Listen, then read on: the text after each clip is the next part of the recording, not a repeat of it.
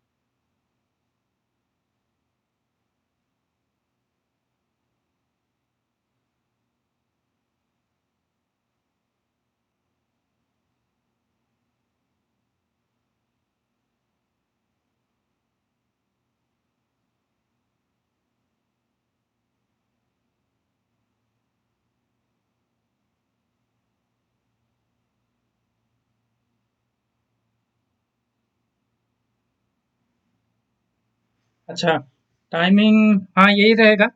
कोई दिक्कत है तो बोलो. सुबह सुबह दिक्कत हो रहा है क्या जगने में?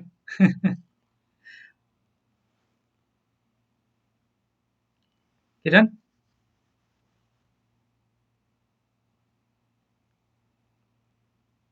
चलो आप लोगों का चैट देखने के लिए मैंने वो वाला फ़ोन में जस्ट अभी ओपन किया है, तो अभी थोड़ा फास्ट मैं टाइप भी कर सकता हूँ बिना स्क्रीन चेंज किए हुए. ठीक है, चलो स्टार्ट करते हैं. अ, नहीं, मैं बात कर रहा हूँ. मैंने अभी जस्ट बात कर रहा हूँ. सुनाई दे रहा है?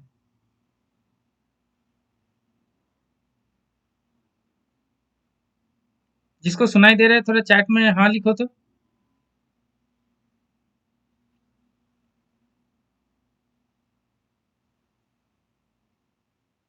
जिसको सुनाई दे रहा है. अच्छा, किरण को सुनाई नहीं दे रहा है. अच्छा. आ, अच्छा, एक सेकंड. ये क्या दिक्कत? अच्छा. सृष्टि को सुनाई दे रहा है. डीवी ठीक है। मानसी बोल रही है। अच्छा टाइमिंग, नहीं नहीं रुको रुको, टाइमिंग के ऊपर थोड़ा डिस्कस करेंगे। पहले ये बताओ कि मेरा वॉइस आ रहा है कि नहीं सबको। जितने लोगों को वॉइस आ रहा है यस लिखो, जिसको नहीं आ रहा है नो लिखो। मैं एक बार देखना चाहता हूँ कि पर्सनल इशू है या ओवरऑल इशू है। संध्या को सुनाई दे रहा है पूरा, डीवी को सुनाई दे रहा है, किरण कोई दिक्कत नहीं है ये अरे टाइमिंग टाइमिंग के बारे में बात करेंगे, हाँ चलो बढ़िया। ठीक है, सुनाई दे रहा है, स्क्रीन भी ठीक है, दिख रहा है, मानसी को दिख रहा है। अच्छा किसको नहीं दिख रहा है स्क्रीन, अब थोड़ा बोलो। किसने मैसेज किया था? अच्छा वॉइस सुनाई दे रहा है ना, हाँ तो वॉइस के लिए तो सब सुनाई दे रहा है। ठीक है, अब किसको सुनाई नहीं दे रहा था? दीप दीपाशा। दीपाशा अब तुम देखो, सुनाई दे रहा है कि नहीं? अच्छा दीपाशा ने भी हाँ बोल दिया। ठीक है चलो, तो आगे बढ़ते हैं, क्लास ही चालू करते हैं, ठीक है।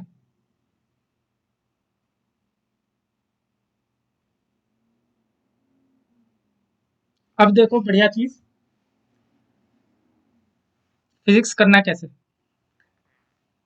पहले तो मैं आपको तीन चार चीजें आप पहले दिमाग में बैठा लो, क्योंकि एक बार मैं सेशन स्टार्ट कर दूंगा फिर बाद में दिक्कत होगा, और मैं एक्सपेक्ट करूंगा कि जो भी नए स्टूडेंट्स आएंगे बाद में, आई एम एक्सपेक्टिंग कि वो ये वीडियो देखें।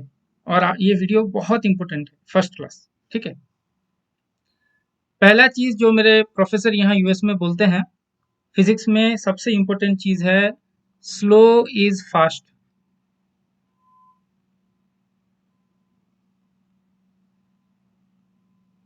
ये सबसे इंपॉर्टेंट चीज है, इसको थोड़ा समझते हैं, ठीक है।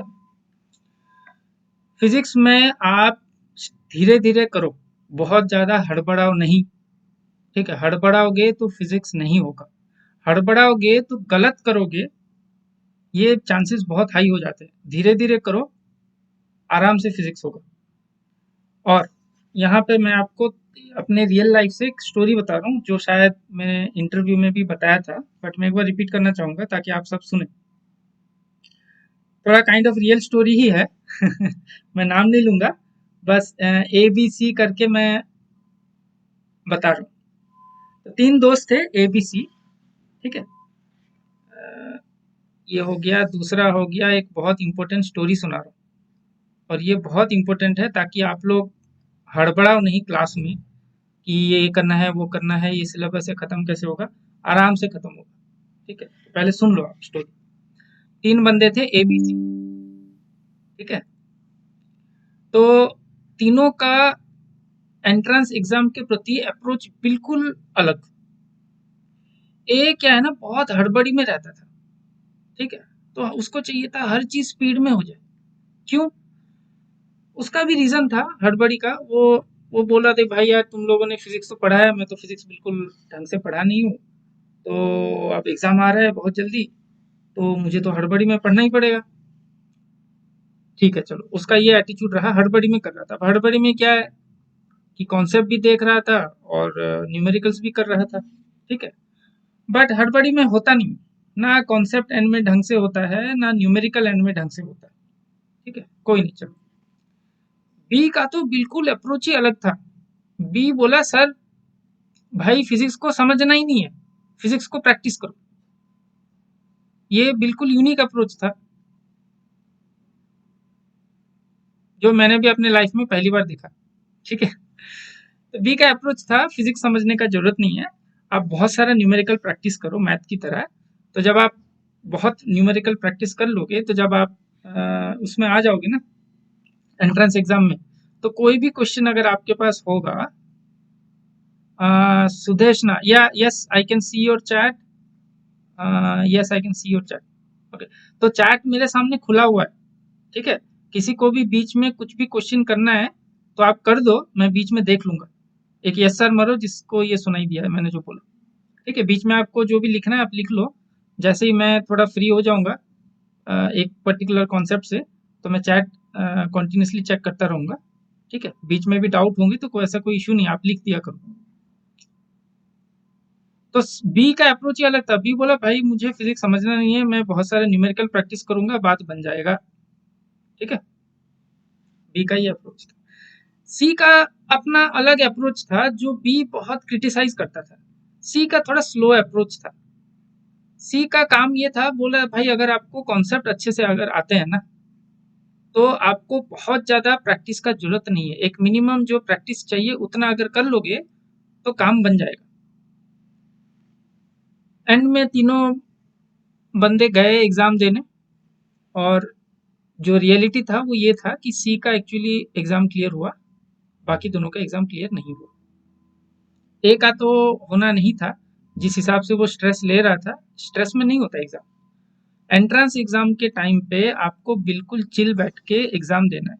एंट्रेंस एग्ज़ाम के टाइम में आप बोलोगे कि भाई पूरा स्ट्रेस लेके मुझे तो एग्ज़ाम निकालना ही है, दुनिया ऐसे चलता नहीं है। दुनिया ऐसे चलता है, जिस माहौल में सबसे ज़्यादा टेंशन होना चाहिए, उस माहौल में जीतता वही है जो सबसे कम टेंशन लेता है। ये दुनिया ऐसा है, ये मैं अपने लाइफ के एक्सपीरियंस से बता रहा हूँ। ठीक है, ये बहुत इंपॉर्टेंट है, तो इस चीज़ को आप ध्यान में रखो। एग्ज़ाम का जो भी है काम, आप धीरे-धीरे पेस स्टार्ट करेंगे। ये अप्रोच बहुत गलत है। बहुत बच्चे बी वाले अप्रोच को लेते हैं, क्योंकि बच्चों को क्या है कि ज़्यादा दिमाग लगाना नहीं होता है, थोड़ा एक्स्ट्रा बता दो चीज़ें तो उनको लगता है सर ये इतना डीप नहीं जाएंगे, प्रॉब्लम प्रैक्टिस कर लेते हैं, हो जाएगा। बहुत बच्चे यही कर रहे हैं। थोड़ा आपका लक अच्छा है तो एग्जाम क्लियर हो जाएगा, नहीं होगा, नहीं अच्छा होगा तो नहीं क्लियर होगा। बस इस अप्रोच में आप एज नहीं बना पाओगे। एज का मतलब देखो, एंट्रेंस एग्जाम का स्ट्रक्चर क्या होता है, पहले इसको समझो आप। कोई भी एंट्रेंस एग्जाम अगर 100 मार्क का है ना, तो मेरे एक्सपीरियंस से मैं बता रहा हूँ, ठीक है, और बहुत सारे टीचर्स के एक्सपीरियंस से, 40 मार्क के तो क्वेश्चन ऐसे होंगे कि हो जाएगा, मैक्सिमम बच्चे से हो जाएगा। 40 नहीं, सॉरी, एक कट ऑफ मार्क होगा, 20-25 मार्क का होगा। ठीक है, ये इतने क्वेश्चन सिंपल होंगे कि कोई दिक्कत नहीं होगा, कोई भी कर लेगा। ऐसा नहीं कि कोई बंदा जीरो में, मतलब उसका जब रिजल्ट आ रहा है बिल्कुल जीरो मिल रहा है, ऐसा नहीं होगा। 25 क्वेश्चन तो इजी रहते ही हैं, इतना तो एग्जाम वाले टेक केयर कर लेते हैं। 40 तक आते आते थोड़ा डिफिकल्टी लेवल, 25 से लेके 40 तक आते आते थोड़ा सा डिफिकल्टी लेवल बढ़ जाता है। फिर 40 से लेके 60 तक आते आते डिफिकल्टी लेवल और बढ़ जाता है। फिर 60 से लेके 100 तो भाई इतना खतरनाक डिफिकल्ट होता है कि इस रेंज में तो आना ही ऑलमोस्ट डिफिकल्ट हो जाता है। ठीक है, तो इस रेंज में तो यूजुअली क्या होता है, कोई भी एंट्रेंस एग्जाम का एक ऐसा मार्क होता है कि उसके ऊपर अगर आपने लाया तो आपका जो भी मतलब जॉब ऑफ सिलेक्शन वो हो जाता है। वो काइंड ऑफ इस रेंज में रहता है, और इस रेंज में थोड़ा सा एक्स्ट्रा ऑर्डिनरी रेट रहता है। ठीक है, तो यूजुअली अगर आप सिर्फ प्रैक्टिस प्रैक्टिस प्रैक्टिस पे ध्यान दोगे तो आप इस रेंज पे आ जाओगे। बट ये जो एज बनाना होता है ना, यहाँ पे जहाँ पे एक्चुअली जॉब का सिलेक्शन हो रहा है, ये एज आप नहीं बना पाओगे। ये एज आप इस प्रोसेस से अगर गुजरोगे तो बना पाओगे, नहीं तो नहीं बना पाओगे। ये आप लिख के रख लो, मैं एज एन एक्सपीरियंस टीचर बोल रहा हूँ। आपको अगर आपको अगर लग रहा है कि नहीं सर मैं दूसरा अप्रोच अप्लाई कर रहा हूँ, मैं अपने अप्रोच से जाऊंगा, बहुत प्रैक्टिस करूंगा, समझने का जरूरत नहीं है, हड़बड़ी में रहूंगा, तो फिर आप ट्राई कर सकते हो। बट अब इन बिटवीन आपको पता लग जाएगा कि दिक्कत हो रहा है बोल के। ठीक है, और एंड में क्या होता है, फ्रस्ट्रेशन आया था। फिजिक्स के क्वेश्चन अगर आप समझ के नहीं करोगे ना, एक क्वेश्चन सॉल्व कर लोगे, दूसरा क्वेश्चन सॉल्व कर लोगे, मोटिवेट हो जाओगे कि अरे यार बढ़िया से सॉल्व हो रहा है, मैकेनिक्स कॉन्सेप्ट तो मैं बहुत अच्छे से समझा हूँ। तीसरा क्वेश्चन थोड़ा सा ट्विस्ट मार दिया ना, फ्रस्ट्रेट हो जाओगे। तो फ्रस्ट्रेशन बहुत जल्दी आ जाएगा फिजिक्स में, और यूजुअली यही सिचुएशन रहता है। ठीक, तो हमारा ये अप्रोच रहेगा, स्पेशली मेरे क्लास का, मेरा जो एक्सपीरियंस रहा है, this is the approach that we are going to follow. और इस अप्रोच में ऐसा नहीं होगा कि कोर्स रह जाएगा, सिलेबस खत्म नहीं, सब होगा, पूरा कॉन्सेप्ट भी समझेंगे, जितना मिनिमम प्रैक्टिस करना है वो भी होगा, बट आपको मेहनत करके काम करना है, पढ़ाई करना है बहुत ज़्यादा। ठीक है, चलो, एक सेकंड है, एक सेकंड।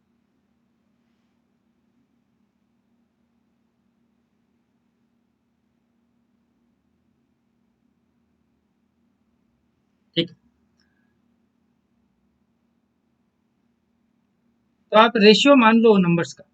ठीक है, मैं तो जस्ट एक एग्जांपल दिया हूँ।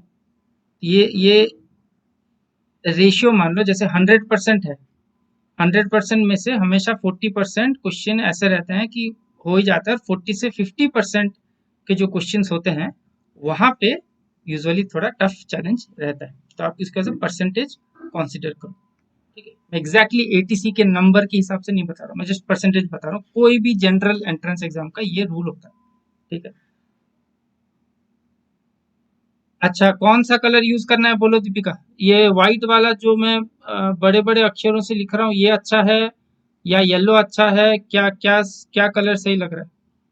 फिर मैं वही यूज करूंगा। दीपिका, फर्स्ट क्लास थोड़ा सेटअप होने में टाइम लगेगा, ठीक है, कोई दिक्कत नहीं है।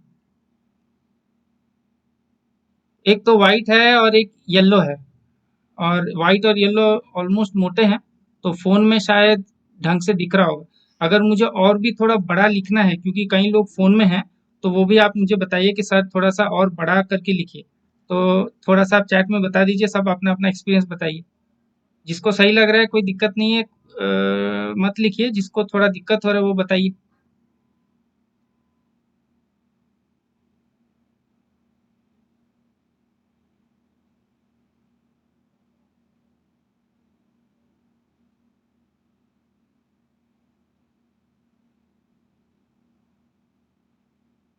ठीक है, चलो व्हाइट, तो व्हाइट ही यूज करते हैं, वही बेटर है। ठीक है, येलो थोड़ा ब्लैकिश दिख रहा है, अच्छा अच्छा, चलो व्हाइट ही यूज करते हैं। येलो का मैं और थोड़ा लाइटर वर्जन देखता हूँ, कुछ है क्या, ट्राई करके देखते हैं, है वैसे।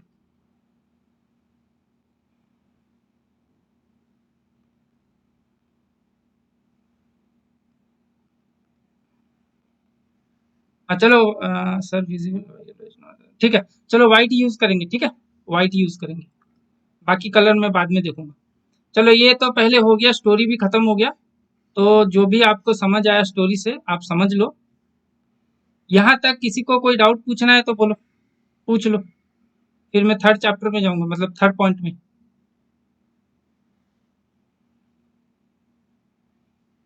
प्रिपरेशन का तरीका जो मैंने बताया, उसमें अगर आपको कुछ पूछना है तो पूछ लो, नहीं तो मैं अभी जा रहा हूँ थर्ड पॉइंट में। हाँ वाइट ही यूज करूंगा, थोड़ा अक्षर भी बड़े करता हूँ। ठीक है, चलो येलो साहब बोल रहे हैं कि ठीक नहीं आ रहा है, तो येलो यूज नहीं करेंगे, व्हाइट ही यूज करेंगे, ठीक है, कोई दिक्कत नहीं। अरे अरे इतना कलर वाला ट्राई नहीं नहीं नहीं, चलो व्हाइट ही यूज करते हैं। अभी टाइम वेस्ट होगा, हमारे पास टाइम नहीं है। व्हाइट ही, प्योर व्हाइट ही यूज करेंगे, ठीक है। अच्छा, अब यहाँ से किसी को कुछ पूछना है यहाँ तक तो पूछ लो, नहीं तो मैं आगे बढ़ रहा हूँ। तो मैं आपको सिंपल सा बता रहा हूँ जो, अब तीसरा पॉइंट आता है कितना डीपली समझना है। सर फिजिक्स तो बहुत डीप है, एक बार कोई कॉन्सेप्ट में लग जाओ तो वो कॉन्सेप्ट एक दिन भी ले सकता है और एक हफ्ता भी ले सकता है। कितना डीपली हमको जाना पड़ेगा कोई भी एंट्रेंस एग्जाम क्लियर करने के लिए? आपको इतना डीप जाना पड़ेगा जितने में कोई भी क्वेश्चन में अगर ट्विस्ट आए ना, वो ट्विस्ट को आप संभाल सकते हो। फिजिक्स में सबसे बड़ा प्रॉब्लम है क्वेश्चन में ट्विस्ट। बहुत ज्यादा प्रैक्टिस करके भी एक नया क्वेश्चन में थोड़ा भी ट्विस्ट कर दूंगा तो फिजिक्स में दिक्कत होता है, वो प्रैक्टिस बहुत ज्यादा हेल्प नहीं करेगा। कितना डीपली जाना है, मैं एक एग्जांपल देता हूँ। जब मैं ये फॉर्मूला लिख रहा हूँ, force is equals to mass into acceleration, एक तरीका है इस फॉर्मूले को देखने का जो बहुत बच्चे देखते हैं, बिल्कुल सरफेस लेवल पे देखते हैं। सरफेस लेवल का मतलब put the formula get the answer, कि सर एक्सेलरेशन दिया है, मास दिया है, दोनों को मल्टीप्लाई करो फोर्स आ जाए।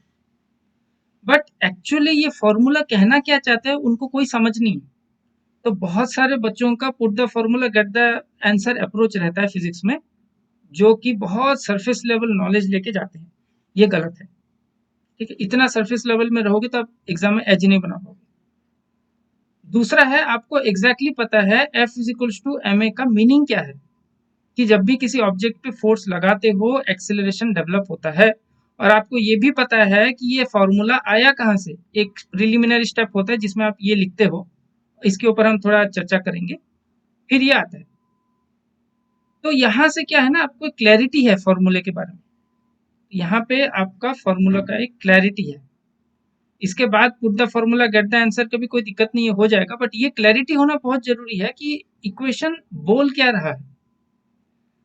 तीसरा जो बहुत डीप लेवल रिसर्च लेवल चला जाएगा, उस पर नहीं जाना, जैसे कि force is equal to mass into acceleration. Sir mass क्यों आया, शेप ऑफ द ऑब्जेक्ट क्यों नहीं आया? साइज ऑफ द ऑब्जेक्ट क्यों नहीं आया। इतने डीप लेवल पे आप एंट्रेंस एग्जाम के बाद बैठ के सोच सकते हो, अगर फिजिक्स अच्छा लग रहा है इतने डीप पे नहीं जाना है, बहुत ज्यादा फिलोसॉफी में नहीं जाना है। क्लैरिटी होना बहुत जरूरी, क्लैरिटी होगा तो न्यूमेरिकल सॉल्व कर पाओगे। ठीक, क्लियर है। अच्छा, अब हो गया जो भी मुझे बोलना था, इतना तीनों पॉइंट में मैंने कवर अप कर दिया। ठीक है, अब हम जाते हैं थोड़ा ये समझने के लिए कि यूजुअली फॉर्मूलेज बनते कैसे हैं। ठीक है, तो इसको थोड़ा समझेंगे। मैं देखता हूँ इसको नीचे कैसे बना सकता हूँ।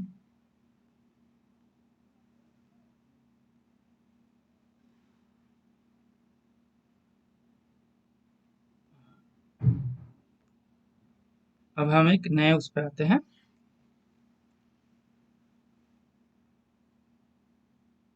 वाइट यूज करना है। Point number 4, how formula are made. How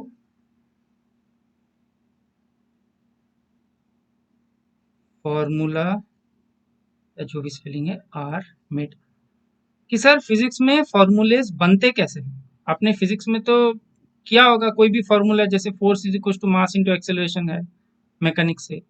ठीक है, मोशन से आप लिख देते हो U is equal to V plus A T, sorry v is equal to U plus A T. ठीक है, तो क्वेश्चन ये है कि कोई भी फॉर्मूला बनता कैसे है और इसका लिटरल मीनिंग क्या है। तो हम बिल्कुल फंडामेंटल में देखेंगे फॉर्मूला बनते कैसे। ठीक है, एक बहुत ही छोटा सा सिंपल सा एग्जांपल ले रहा हूँ। समझ लो आप एक दुकान गए, आप एक शॉप में गए। शॉप में आपके पास एक तरफ पैसे हैं जो आपके हाथ में है, और जब जब आप पैसे शॉपकीपर को दे रहे हो तो वो आपको चॉकलेट दे रहे हैं। ठीक है, तो आप ऐसे बच्चे गए, आपने क्या किया, आपने 2 रुपए दिया। जब आपने 2 रुपए दिया, शॉपकीपर ने आपको 4 चॉकलेट दी। जब आपने नेक्स्ट डे जाके 3 रुपए दिया, शॉपकीपर ने आपको 6 चॉकलेट दी। फिर जब आप 4 रुपए दे रहे हो, शॉपकीपर आपको 8 चॉकलेट दे रहा है। तो कहीं ना कहीं यहाँ से एक चीज पता लग रहा है कि आप जितना पैसा दोगे, पैसा पैसा अगर बढ़ाते गए, if you increase the amount of money you give to the shopkeeper, then the number of chocolates you get also increases. इसको आप ऐसे समझ सकते हो, या इसको एक बहुत अच्छे तरीके से लिखा जाता है कि आप ऐसे लिख सकते हो कि money is proportional to chocolate. But यहाँ पे दिक्कत क्या है कि आपका जो आउटपुट है वो आपका चॉकलेट है।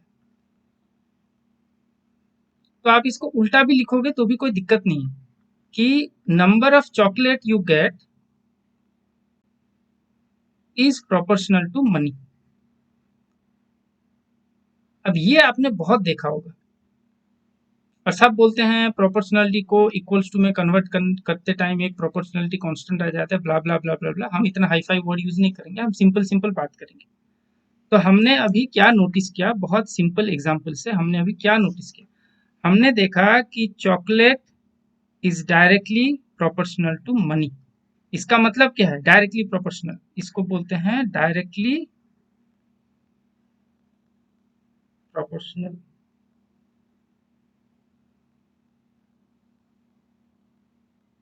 ठीक है, तो डायरेक्टली प्रोपोर्शनल का मतलब ये है कि जैसे जैसे आप पैसे बढ़ाते जाओगे वैसे वैसे चॉकलेट बढ़ते जाएगा, ये मीनिंग है डायरेक्टली प्रोपोर्शनल का।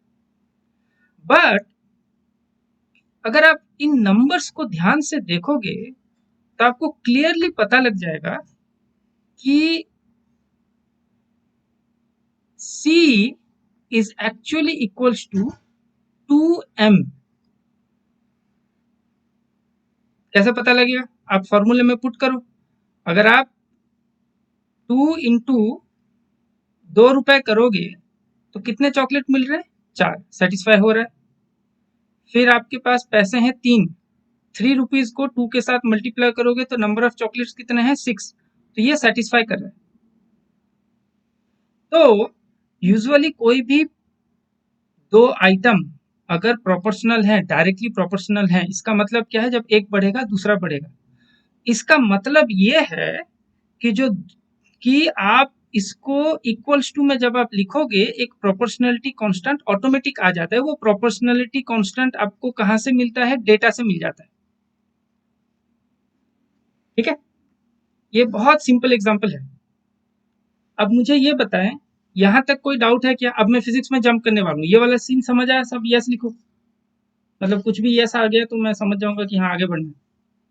कि सर हाँ फॉर्मूला कैसे बनता है समझ आया। दो क्वांटिटी होना चाहिए, दो क्वांटिटी अगर डायरेक्टली प्रोपोर्शनल है, इसका मतलब डेटा से पता लग रहा है एक क्वांटिटी दूसरे क्वांटिटी से, मतलब एक क्वांटिटी जब बढ़ेगा दूसरा बढ़ेगा।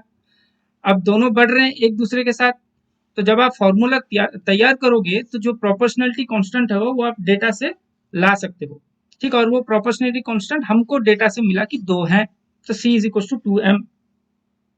ये वाला बहुत सिंपल बच्चों वाला एग्जाम्पल, ये तो 6th 7th क्लास बच्चों को भी समझ जाओ तो समझ जाएंगे, कोई बहुत बड़ा मतलब मिरेकल नहीं है।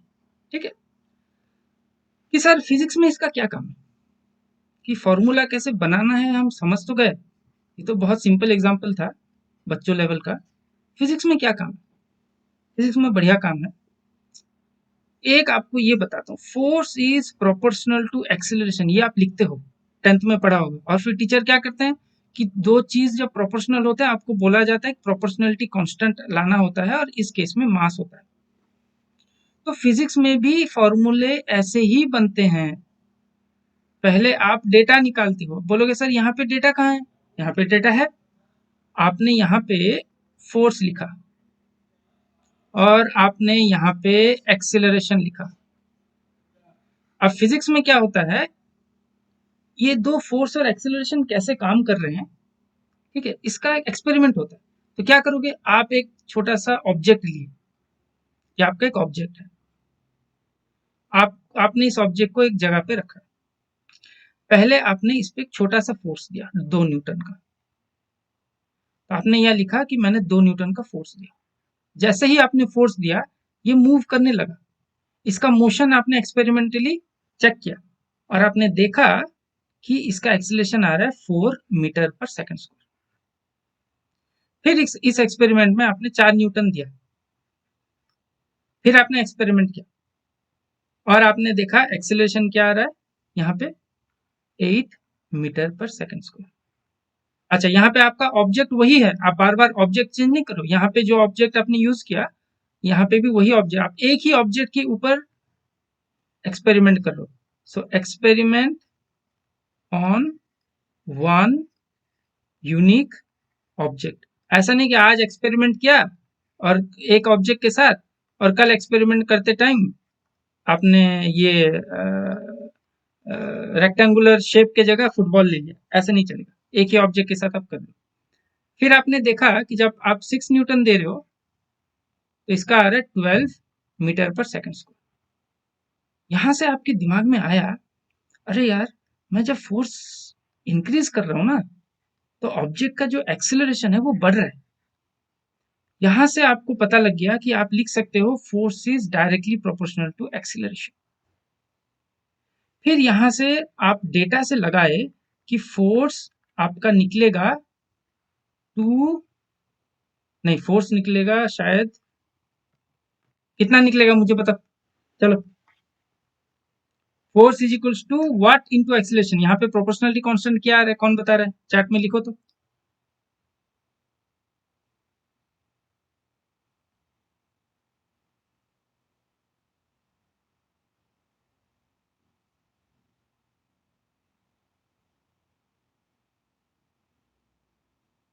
Force is equals to dash into acceleration, fill up the blanks करो, क्या वैल्यू आएगा यहाँ पे? चॉकलेट के केस में तो 2 आया, इस केस में कितना आ रहा है, डेटा से निकालो तो।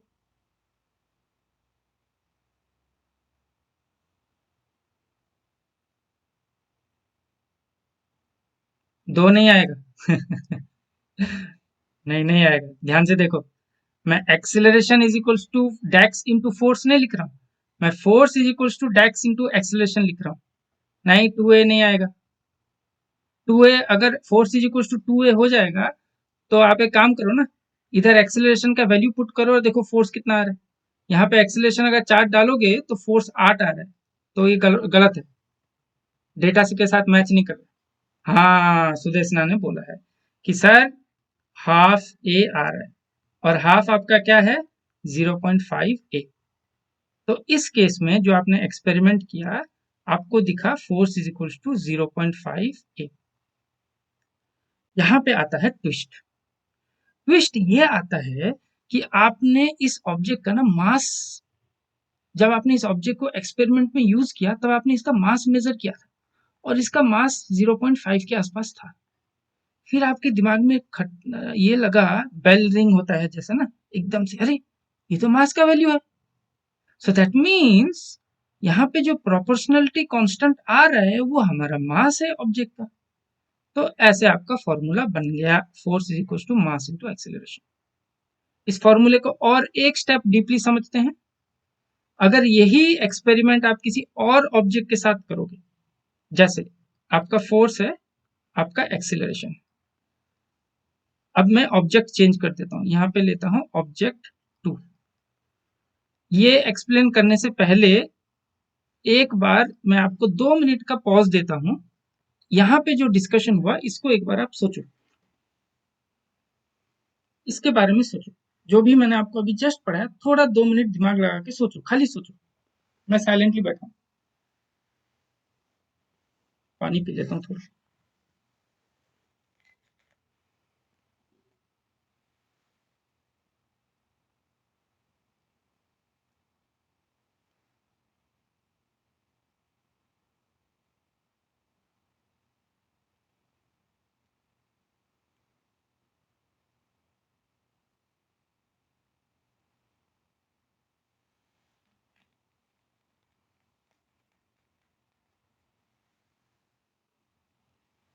कुछ पूछना है तो पूछ भी सकते हो, जो भी दिमाग में है। पहले 3-4 क्लासेस तो हम समझेंगे कि फिजिक्स होता कैसे। एक बार ये पहले 2-3 क्लास जो अटेंटिवली समझ गया ना, मैं जो समझा रहा हूँ, मैं बता रहा हूँ, फिजिक्स आपको फिर बाएं हाथ का खेल लगेगा। और ये सच है, मैंने बहुत बच्चों को पढ़ाया है फिजिक्स, ठीक है, बहुत बच्चों ने अच्छा मार्क लाया, उसमें बहुत बड़ा कुछ है नहीं।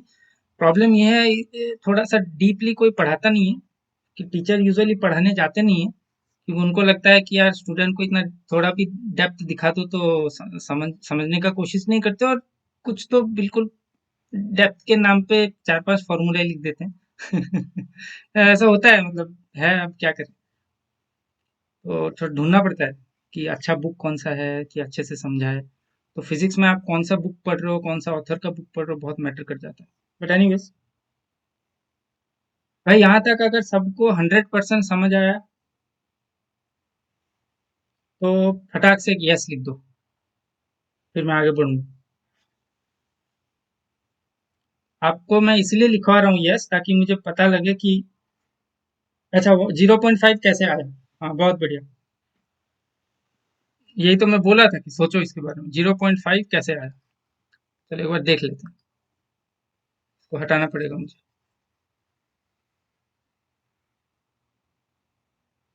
देखो, डेटा से आपको क्या पता लग रहा है, इधर 2 है और इधर 4 है। तो यहाँ अगर मैं हाफ मल्टीप्लाई करूंगा तो 2 आएगा। इधर 4 है, इधर 8 है, तो यहाँ अगर हाफ मल्टीप्लाई करूंगा तो 4 आएगा। तो डेटा से क्लियरली समझ आ रहा है कि आपका हाफ ए के साथ जब मल्टीप्लाई हो रहा है तब आपका फोर्स आ रहा है। तो प्रोपोर्शनलिटी कांस्टेंट आपका हाफ है। हाफ को आप दूसरे तरीके से भी लिखते हो, आप इसको 0.5 कर देते हो, ठीक है, ये एक दूसरा तरीका है हाफ को लिखने का। किरण समझ आया? हाँ, रिपीट कर दिया मैंने, समझ आया किरण? ये डेटा से आ रहा है ना। अब डेटा देखो, इन दोनों डेटा को आप मैच करने का कोशिश करो। जो आपके पास एक्सपेरिमेंट से डेटा आया, आप देखो कौन सा नंबर किधर मल्टीप्लाई करने से रिलेशन बन रहा है। तो आप देखोगे एक्सीलरेशन के साथ अगर हाफ मल्टीप्लाई करोगे तो फोर्स आएगा, हर एक केस में आएगा। तो प्रोपोर्शनलिटी कांस्टेंट का मतलब क्या है, उसको कांस्टेंट क्यों बोलते हैं?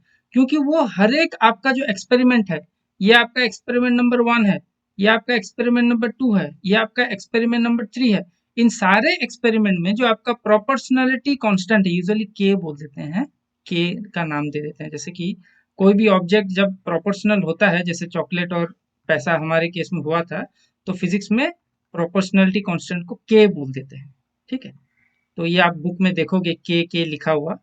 तो यहाँ पे हमारा जो के है वो 0.5 है, बट मैं वो के वे यूज नहीं कर रहा हूँ, मैं इसको थोड़ा लॉजिकल रखना चाहता हूँ। तो ऐसे आता है किरण, हाँ किरण को समझ आ गया। चलो बढ़िया, अब आगे बढ़ते हैं। अब हम जाते हैं आपका, आपने अब ऑब्जेक्ट ही चेंज कर दिया। आपने क्या किया, आपने ऑब्जेक्ट ही चेंज कर दिया।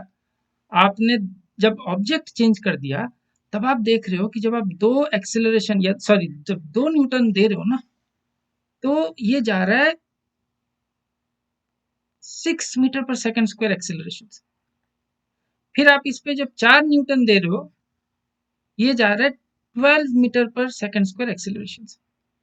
तो अगर आप प्रीवियस ऑब्जेक्ट के केस में देखोगे, तो प्रीवियस ऑब्जेक्ट जितना एक्सेलरेशन से या जितना उसका मोशन भयंकर था, उससे भी ज्यादा भयंकर अभी जो ऑब्जेक्ट मैंने लिया है उसका है।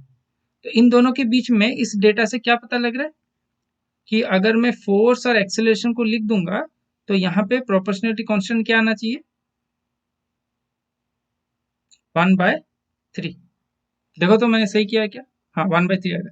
अच्छा 1/3 को अगर आप कैलकुलेटर में करोगे तो कितना आएगा? 0 करो करो टाइप करो। 1/3 को डेसिमल में करोगे तो कितना आएगा? फिर क्योंकि डेसिमल में इसलिए ला रहा हूँ ताकि हम इसके साथ कंपेयर कर पाए।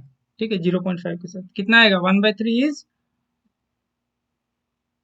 0.33, हाँ 0.33 तो हमारा इस केस में फॉर्मूला क्या बन रहा है? फोर्स इज इक्वल टू 0.33 अब बोलोगे सर ये फॉर्मूला चेंज हो गया, फॉर्मूला चेंज नहीं हुआ।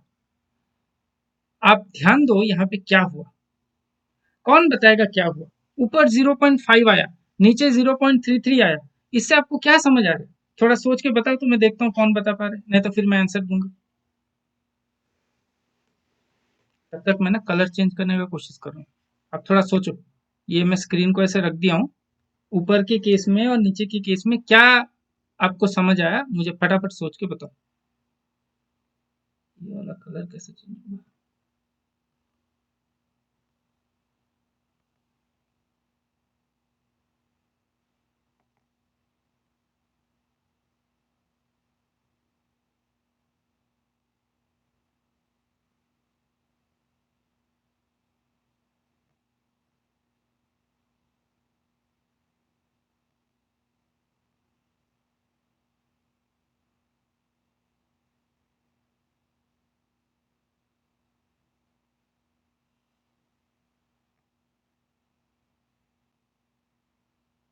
अच्छा मुझे एक बार ये बताओ, ग्रीन ग्रीन कैसा लग रहा है? ये ग्रीन वाला कलर ठीक है क्या? थोड़ा देखो तो व्हाइट के साथ।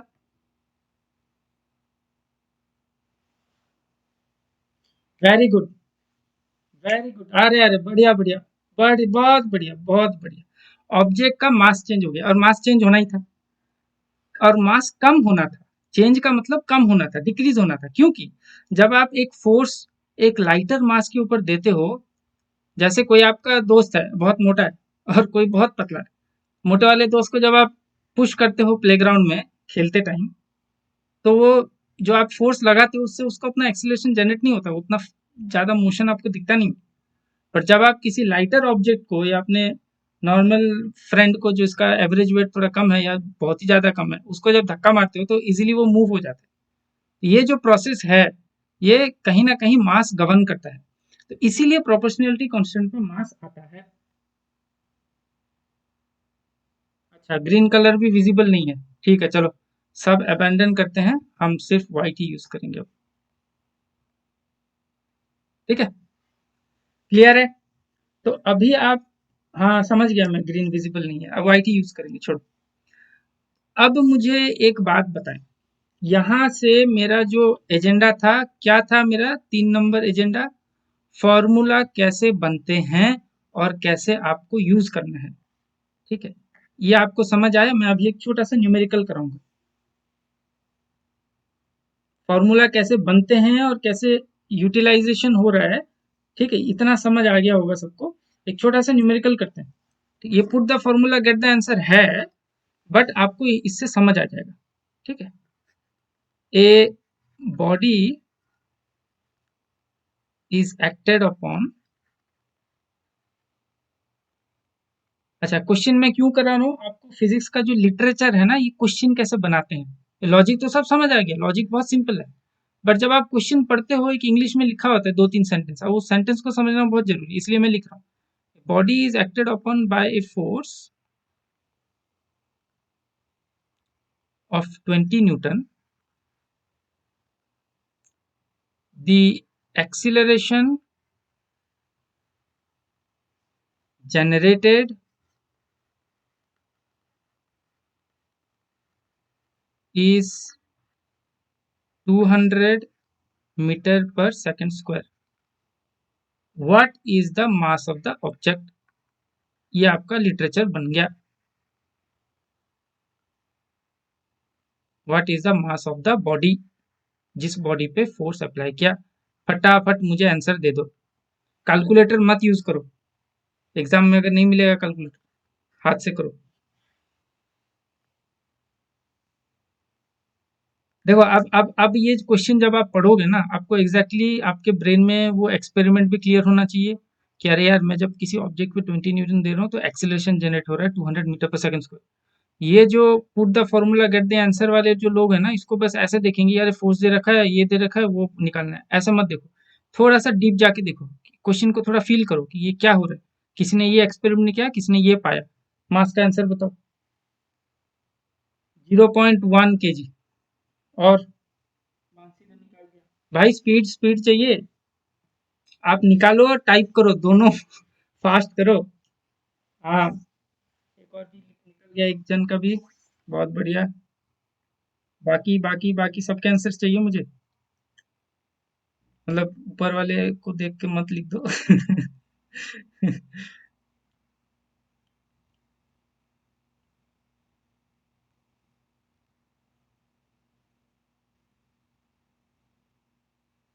3 ही आंसर्स आए हैं, बाकी कैलकुलेट कर रहे हो क्या? 4 आ गए, चलो।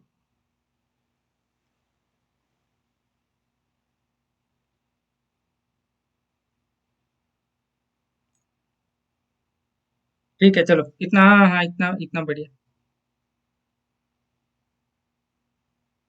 ओ अच्छा, ऐसा है।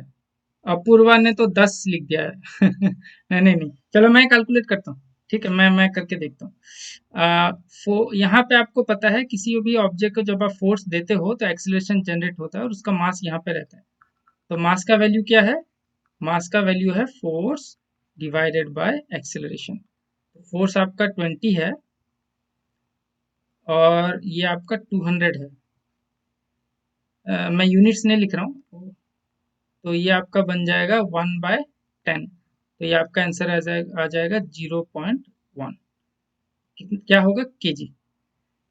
ये आपको यूनिट कैसे समझ आएगा, वो यूनिट एंड डायमेंशन जब हम करेंगे तब समझ आ जाएगा, वो मैं लास्ट में कराऊंगा। आज मैं आपको एक ग्लिम्स दे दूंगा, यूनिट एंड डायमेंशन का पावर क्या है। यूजुअली ना वो यूनिट एंड डायमेंशन जो पहला चैप्टर होता है बहुत बोरिंग लगता है, इसलिए मैं किसी को पहले वो पढ़ाता नहीं हूँ। वो चैप्टर बहुत पावरफुल है और बहुत हेल्पिंग चैप्टर है, मैं अभी बताऊंगा वो कैसे हेल्प करता है, ठीक है। चलो सॉल्व कर दिया। अब ये मेरा एजेंडा क्लियर हो गया, फॉर्मूला कैसे बनते हैं, क्या कैसे करना है, ये आपको समझ आ गया, ठीक है। अब जाते हैं, कितना पॉइंट हो गया, ये मैंने आज चौथा पॉइंट बोला, अब आप पांचवें पॉइंट में जाते हैं। पांचवें पॉइंट, अब कुछ और पॉइंट्स बाकी हैं बोलना, बट इसके बाद हम थोड़ा रोड मैप देखेंगे कैसे हमको एंट्रेंस एग्जाम में आगे बढ़ना है। सबसे बड़ा दिक्कत ना, चलो जब यूनिट्स का बात कर रहे हैं ना, यूनिट्स का थोड़ा सा बात कर लेते हैं। जब जब मैंने टॉपिक छेड़ ही दिया, तो इसका ये बिल्कुल एक पावरफुल चैप्टर है, ये सबसे मस्त पावरफुल और फ्रेंडली बंदा है। अब बोलोगे सर क्यों, ये तो बहुत बोरिंग है। ये इसीलिए फ्रेंडली और पावरफुल है। आपको मैंने एक फॉर्मूला दिया, ये फॉर्मूला ऑसिलेशन से है, आपको याद नहीं होगा, कोई दिक्कत नहीं है, यही तो पॉइंट है कि आपको फॉर्मूला ही याद नहीं है। आपको पता है time period is equal to root over of something by G, इतना आपको याद है। ऊपर क्या था आपको पता ही नहीं है, भूल गया। कैसे करोगे? यहाँ आता है वो यूनिट वाला बंदा, जो चैप्टर आप पढ़ोगे। इधर आपके पास सेकंड्स है, यूनिट टाइम का। इधर आपके पास 2 पाई है, इसका तो कोई यूनिट नहीं है, छोड़ो। आपका नीचे एक्सेलरेशन ड्यू टू ग्रेविटी है, ये मीटर पर सेकंड स्क्वायर। मीटर पर सेकंड स्क्वायर का मतलब क्या है कि आपका जो सेकंड स्क्वायर है वो ऊपर चला जाएगा, नीचे मीटर रह जाएगा। अब आपको चाहिए सेकंड, तो आपका root over of S square S दे देगा, बट एम को कैसे कैंसिल करोगे? ऊपर अगर एम होगा तभी तो नीचे वाले एम को कैंसिल करेगा, तभी दोनों तरफ एस और एस मिल जाएंगे। 2 पाई को भूल जाओ, यूनिट सेम हो जाएंगे। ऊपर वाले, ऊपर में अगर एम होगा तो एम का मतलब क्या है? लेंथ। तो यहाँ पे आपको क्लियर हो जाएगा सर, यहाँ पे लेंथ आना चाहिए। तो यूनिट इतना मस्त चैप्टर है, जब आप फिजिक्स में कोई फॉर्मूला भूल गए, यूनिट आपको बताएगा भाई उसमें क्या आना चाहिए। ये सबसे अल्टीमेट चीज है। मजा आया कि नहीं आया? हाँ, यूनिट से फॉर्मूला चेक कर सकते हैं, बहुत बढ़िया। ये यही पॉइंट मेरा था मानसी। ठीक है, चलो, पांचवा पॉइंट भी क्लियर हो गया कि यूनिट चैप्टर इतना इंपॉर्टेंट है।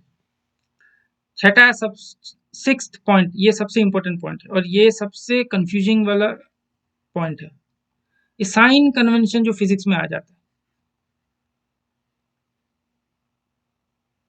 सर, इस साइन कन्वेंशन से थोड़ा डील करने के लिए कोई इजी तरीका है क्या? मैक्सिमम, हाँ, शास्त्री बहुत सही, लेंथी आएगा, सही। आप ना, मैं जैसे जैसे बताता रहूंगा, आप अपना दिमाग यूज करके जो आंसर है आप चार्ट में डालते जाओ, ठीक है? तो उसमें क्या है ना, मुझे कॉन्फिडेंस आएगा कि आप लोग समझ रहे हो, या आपका जो नॉलेज लेवल है मुझे पता लगेगा, मैं उस हिसाब से पढ़ाऊंगा। सबसे बड़ा दिक्कत है फिजिक्स में सर, हम पढ़ तो लेते हैं, ये साइन कन्वेंशन जहाँ पे आते हैं यहाँ दिक्कत हो जाती है।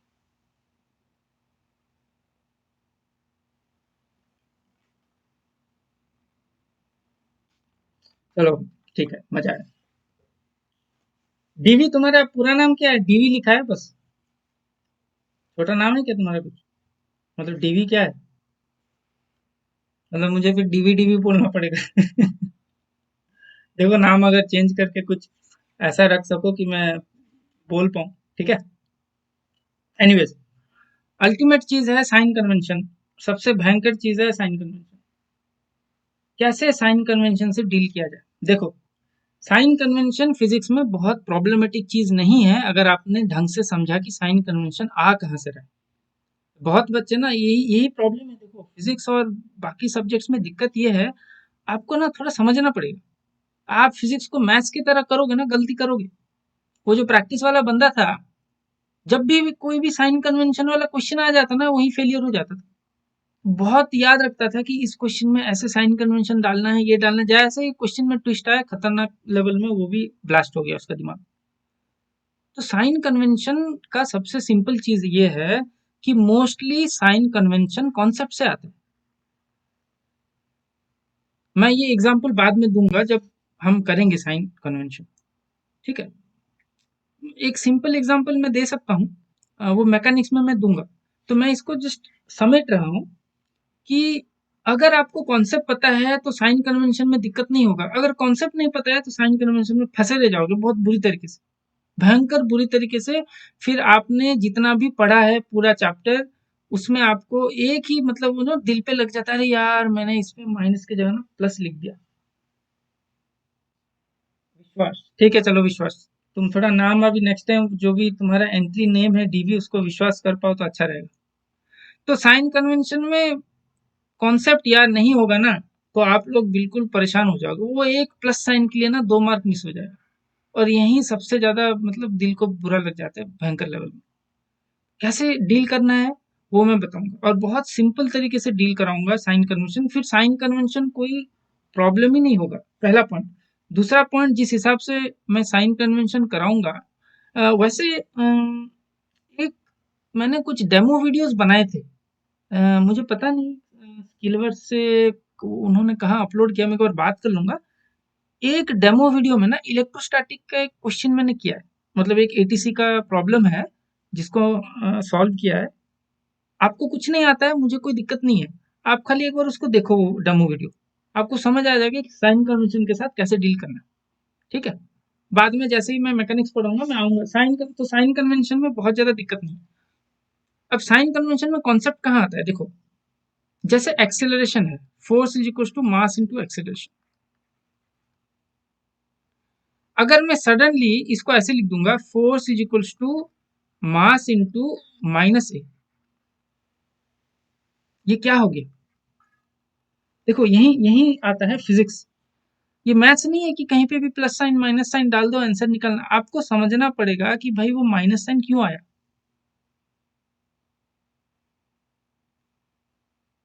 इसके बारे में हम बात करेंगे धीरे धीरे। तो साइन कन्वेंशन ऐसा नहीं है कि फालतू में कहीं भी आ जाता है, या हमने एक्चुअली हम डिफाइन करते हैं बट उसके पीछे कॉन्सेप्ट रहता है। ठीक है,